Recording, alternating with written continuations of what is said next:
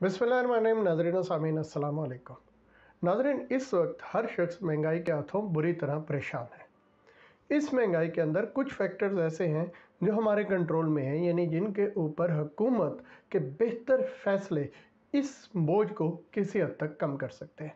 आज की वीडियो में हम बात करेंगे ऐसे ही तमाम फैसलों की, और हम निशानदेही करेंगे कहां कहां पर हुकूमत से गलतियां हुई जिसकी वजह से जो महंगाई का ये दबाव है इसका असर ज़्यादा हुआ है। सबसे पहली बात तो ये है कि जो महंगाई हो रही है इसके जितने अवामिल हैं इनको हम दो कैटेगरीज के अंदर डिवाइड कर सकते हैं।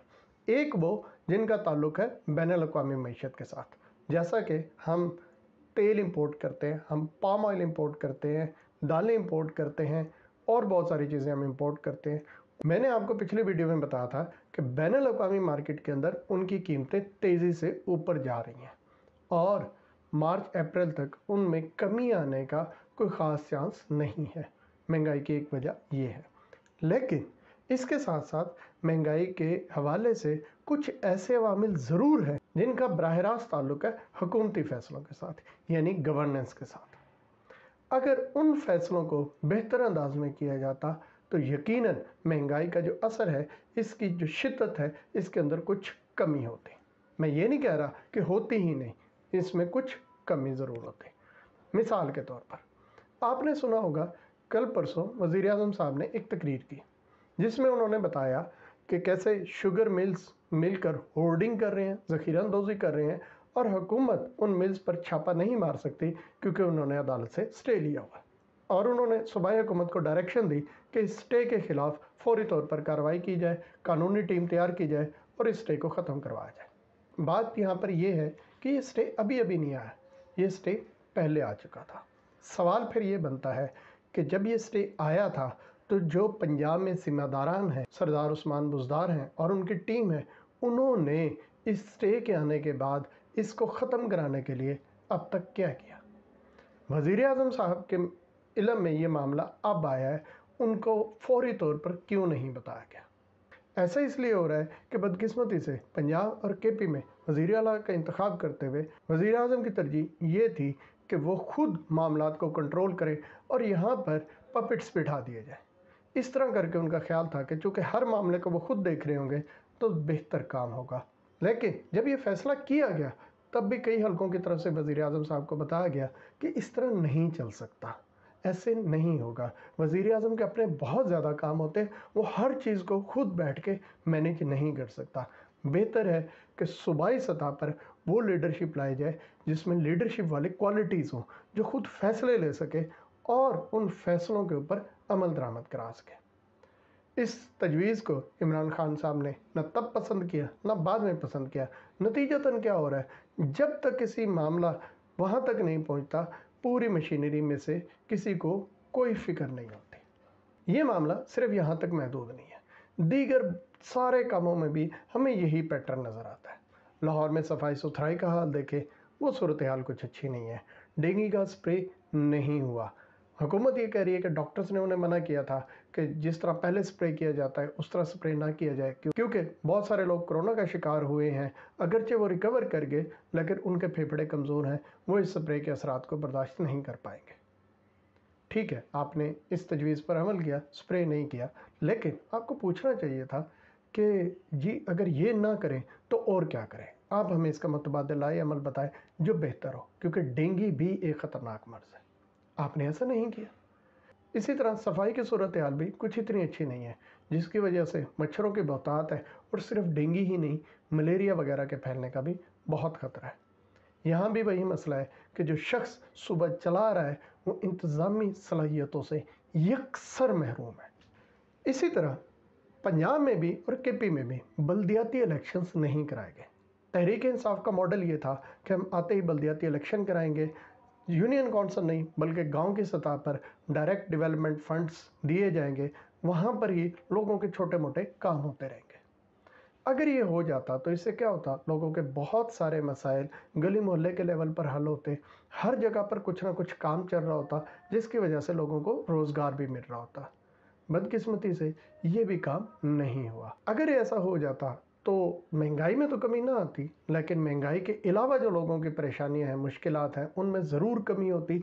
रोज़गार के मौके भी कुछ मिलते और लोगों की आमदनी का सिलसिला भी कुछ ना कुछ बेहतर होता। इसी रोज़गार से जुड़ी एक और बात भी सुन लें। पिछले दिनों पंजाब हुकूमत ने फैसला किया कि 1 लाख के करीब खाली असामियों पर फौरी तौर पर भर्तियां की जाए।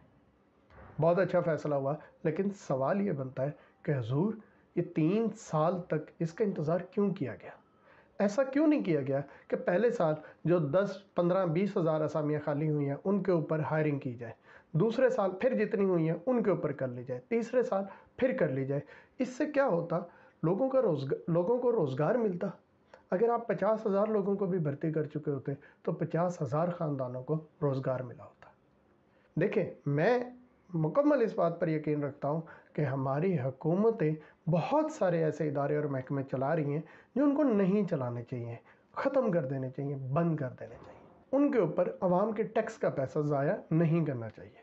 लेकिन अगर आपका ये फ़ैसला है कि हमने वो इदारे चलाने हैं, हमने नहीं ख़त्म करने, उनका कुछ ना कुछ आपको लगता है कि बेहतर इस्तेमाल है, तो आप उनको बेहतर इस्तेमाल करें, लेकिन उसमें फिर जितनी स्टाफ की रिक्वायरमेंट है वो तो पूरी रखें ना। अगर आपने ये काम साथ साथ किया होता तो जैसा मैंने आपको पहले बताया, इससे महंगाई की सूरत हाल में कमी ना आती, लेकिन 30-40 हज़ार अगर ख़ानदानों को आमदनी बेहतर हो जाती तो वो इस सूरत हाल का मुकाबला करने के लिए पहले से बेहतर तैयार होते हैं। अच्छा, इसी तरह की हमें एक चीज़ वज़ीर आज़म हाउस के अंदर भी पिछले दिनों देखने को मिली।